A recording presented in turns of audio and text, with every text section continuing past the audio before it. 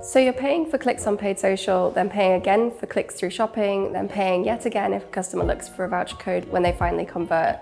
You might be asking yourself, why am I paying 3 times for the same customer? It's true, customer journeys are messy nowadays. Take a look at your attribution paths reporting and you'll usually find that more than half of your conversion paths involve more than one digital touchpoint. Consider the number of journeys which aren't fully measured due to tracking limitations, unmeasurable touchpoints like word of mouth recommendations, and you start to realize how hard it is to grasp how many times a consumer interacts with your brand before they even make their first purchase. This means that we talk to a lot of brands like you who are concerned that they're paying multiple times for marketing to the same customer. The answer is simply that yes, you are. The real question is whether you should be. It's common for brands and agencies to look at each channel as their own siloed ecosystems. In this view, each channel needs to be individually profitable as though they're solely responsible for the performance of the brand, without taking into account the performance of any other channel.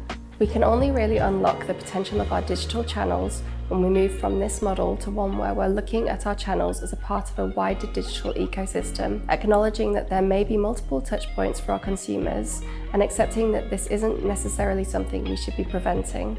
We can start to think about how different channels interact with each other by going back to that original journey, where a customer discovers a product through paid social, looks at different sites where they can buy it using Google Shopping, and then they search for voucher codes to see if they can get a better deal on their purchase. How can we know what would happen if we took away one of those steps in the journey? One way is to use incrementality testing to look at the difference in our metrics when we take away one of the channels. There are incrementality testing tools available in platforms like Meta and Google, and you can create your own incrementality tests for a particular piece of activity. There's also the data-driven attribution model available in GA4 and similar models available within different attribution tools, which can use machine learning to test the conversion rate of different paths to determine the value of different activity. This can help give you an idea of the value your activity is driving in the context of your wider digital plan.